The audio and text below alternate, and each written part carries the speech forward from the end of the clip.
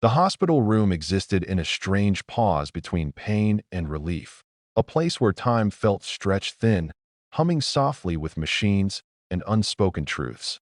She lay there exhausted, her body heavy and aching, skin pale against the white sheets, as if the world had drained her of color and left her raw.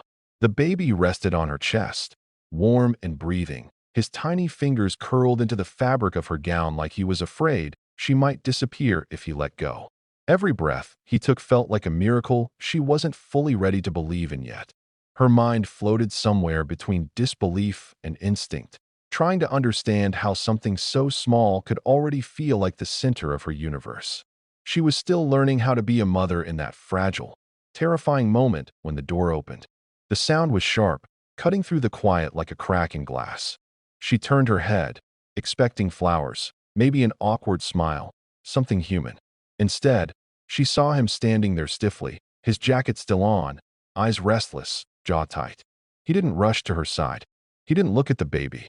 He stayed near the door, as if he might leave again at any second. In his hands were papers, neatly stacked, painfully official. Her heart sank before he even spoke. There was something about the way he cleared his throat, about how he avoided her eyes, that told her this moment would not be gentle. He said her name, wrong at first, then corrected himself, like she was an afterthought he hadn't practiced enough. He spoke quickly, explaining that things weren't working, that the pressure had become too much, that he felt trapped, that this wasn't the life he had imagined. His words washed over her in a blur, each one colder than the last.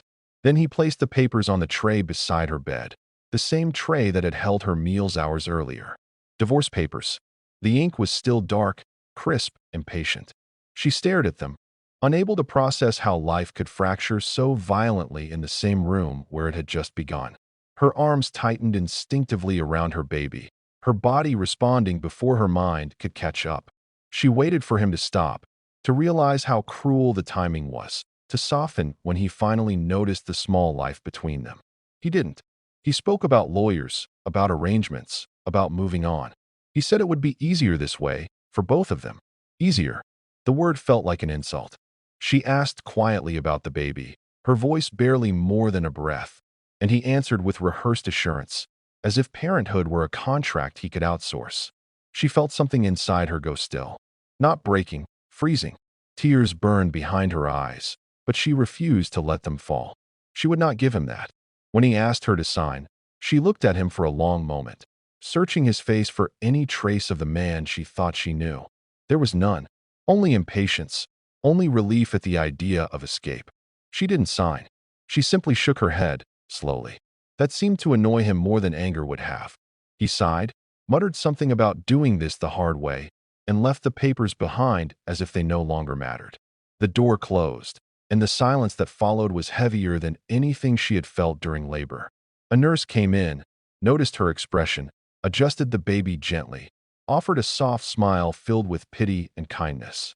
She wanted to cling to that kindness, but even that felt fragile. When the nurse left, she was alone again with her thoughts, her pain, and her child. She kissed the baby's head and whispered words she didn't know if she believed yet, that everything would be okay, that she would protect him, that she would figure it out. Hours later, when her body finally relaxed into a shallow sleep, she was woken by another visitor. This time it was a woman she had never seen before, elegant and calm, with silver hair pulled back neatly and eyes that carried an unsettling depth. She introduced herself politely, apologized for disturbing her so soon, and asked if she felt strong enough to talk. Confused and drained, she nodded. The woman spoke slowly, carefully, explaining that she represented a private trust, that there had been a long search, that certain documents had finally been verified. Names, dates, sealed records. Adoption. A father she never knew. Wealth beyond comprehension.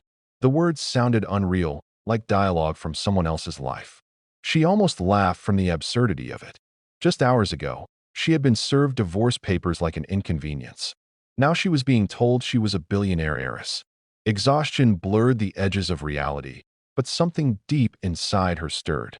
The woman placed a thick folder beside the divorce papers, the contrast almost cruel. One symbolized abandonment. The other, a destiny she never asked for. When the woman left, Promising to return, she stared at both stacks of paper, then down at her sleeping baby. The room hadn't changed, but everything else had. In that moment, still bleeding, still abandoned, still terrified, she felt the ground shift beneath her. She didn't yet understand what it meant, but she knew one thing with startling clarity. Her life, and her child's life, would never be small again. Morning arrived softly, filtered through thin hospital curtains, carrying with it a pale light that made everything feel painfully real. She woke to the sound of her baby stirring, a fragile, demanding cry that cut through the haze of exhaustion and forced her into motion. Her body protested as she shifted, every muscle sore, every movement reminding her of what she had endured. Yet when she lifted him into her arms, something steadied inside her. Feeding him felt awkward and instinctive at the same time, like learning a language her heart already knew but her body was still catching up to. As he settled, warm and trusting, she studied his tiny face and wondered how someone could walk away from this, how someone could look at such innocence and choose freedom over responsibility. The memory of the divorce papers returned with a sharp sting, but it no longer knocked the air from her lungs. It sat there instead, heavy and cold, like a fact she had already survived. A knock interrupted her thoughts, followed by the quiet entrance of the silver-haired woman from the night before, this time accompanied by two others, one man in a tailored suit with a gentle voice and another woman holding a tablet and a stack of files. They apologized again for the timing, acknowledging that no amount of courtesy could make this moment appropriate. But history had not been kind enough to wait. They asked if she was comfortable, if she wanted water, if she preferred to reschedule. She surprised herself by saying no. There was something grounding about clarity, about truth laid out plainly when everything else felt uncertain. They explained again, more thoroughly this time, about the trust established decades ago, about her biological father who had risen from nothing into something massive and powerful, about the secrecy surrounding his life and the deliberate decision to keep her existence hidden to protect her from enemies and expectations. She listened quietly, absorbing details that felt both intimate and distant, like learning the biography of a stranger who shared her blood. They showed her proof, birth certificates, adoption records, letters written in a careful hand she did not recognize. One letter, never sent, spoke of regret and hope, of watching from afar, of building something meant for her one day. Her throat tightened as she read it, emotions tangling in ways she didn't have names for yet. Before she could respond, the door opened again, and this time it was him. He walked in with a forced smile, confidence practiced and brittle, clearly unaware that the ground had shifted without him. His eyes flicked from the strangers to her, then to the baby, lingering there just long enough to look convincing. He joked nervously, asking if she'd hired an audience, trying to regain control with humor. The silver-haired woman didn't rise to it. She introduced herself calmly, stated her role, and gestured toward the documents. Confusion crossed his face, followed by disbelief. He laughed once, short and sharp, and said this had to be a joke. The man in the suit slid a document toward him, not aggressively, just enough to invite curiosity. He read. His expression changed slowly, like a storm rolling in. The room felt smaller as realization settled into his posture. He looked at her differently now, eyes sharp with interest rather than indifference. He asked questions too quickly, his voice suddenly respectful, even affectionate. He said he never knew, that if he had, things might have been different.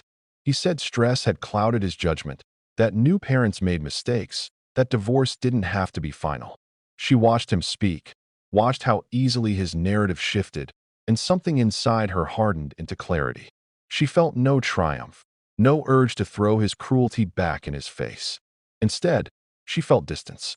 She asked him to stop talking. The room went quiet. She told him she needed space, that this was not the time, that he should leave. He hesitated, searching her face for leverage, then looked to the others as if they might intervene on his behalf. They didn't. When security arrived, his protests turned to pleas, and then to resentment. The door closed behind him with a finality that felt clean. Afterward, her hands trembled, not from fear but from release. The team reassured her, explaining that nothing needed to be decided today, that the trust was structured to protect her autonomy, that no one could force her into anything. They spoke about options, temporary management, privacy safeguards, legal protections for her and her child. She asked careful questions, surprising herself with how steady her voice sounded. She asked if accepting this meant losing herself. The silver-haired woman smiled gently and said power only changes who you are if you let it. When they left, the room felt peaceful for the first time. She lay back against the pillows, her baby sleeping soundly beside her, and let the weight of everything settle. She was still tired, still hurting, still uncertain. But beneath it all, something new had taken root. Not greed, not ambition, but possibility. She realized that for the first time in her life, the future was not something happening to her. It was something she might actually choose.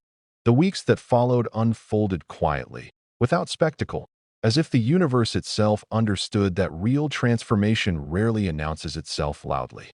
She left the hospital in the early morning, her baby bundled close, the world outside looking exactly the same as it always had, which somehow made everything feel more unreal. Cars passed. People hurried by with their own concerns, unaware that a woman who had walked out of a marriage with nothing but heartbreak now carried a future large enough to reshape generations. She moved out of the apartment she had once shared with him without ceremony, packing only what mattered and leaving behind objects that felt like props from a life she no longer recognized. The keys went into a drawer she never reopened. With the guidance of the trust advisors, she chose a modest house near the water, not because it was impressive, but because it was quiet, filled with light, and had windows wide enough to let her breathe again. Days found a rhythm shaped by feedings, sleepless nights, and the slow learning curve of motherhood, and in between those moments, meetings took place at her kitchen table rather than towering offices. She insisted on that. She wanted decisions made where her child's laughter and cries could be heard, a reminder of what mattered most. She learned quickly, not because she was suddenly ambitious, but because survival had taught her how to listen, how to read between lines, how to trust her instincts when something felt wrong. When the divorce finalized, it did so cleanly and without drama. He attempted contact at first, apologies wrapped in nostalgia, then frustration masked as concern, then silence when none of it worked. She did not celebrate the outcome, nor did she mourn it. She signed the papers, closed the file, and felt a strange sense of neutrality settle where anger might have lived. What surprised her most was how little she wanted revenge. Power, she discovered, was not the urge to crush someone who hurt you. It was the freedom to walk away without needing their regret. As her identity as an heiress became official, whispers began to circle, but she moved deliberately, shielding her child and herself from the glare. She declined interviews, ignored invitations dripping with flattery, and attended only one public event, leaving early when the noise became too much. Instead, she poured her energy into understanding the legacy she had inherited. She studied the foundations her father had quietly built, reading about hospitals funded in forgotten places, scholarships granted without publicity, shelters kept open through anonymous donations. In those pages, she found a man she might have loved, flawed and cautious, but trying in his own distant way to do something good. It softened her grief and sharpened her resolve. She expanded those efforts not out of guilt, but recognition. She knew what it meant to be invisible. She knew how a single moment of kindness could change the direction of a life. Nights were the hardest and the sweetest. When the house fell quiet and the water outside whispered against the shore, she rocked her baby and allowed herself to feel everything she had postponed. Anger at abandonment, sadness for the family she never had, gratitude for the one she was building. Sometimes she laughed out loud at the absurdity of it all, the memory of divorce papers placed beside a hospital bed now seeming like a cruel joke fate had played to reveal its own twist. Slowly, joy began to appear in unexpected places, in the way her child reached for her face, in the sunlight pooling across the nursery floor, in the knowledge that she no longer had to choose between safety and dignity. She redesigned her life with intention, setting boundaries that protected her peace, surrounding herself with people who spoke honestly and cared without calculation. One afternoon, standing in the nursery she had painted herself, she realized she was humming. The sound startled her, because it came from somewhere light and unburdened.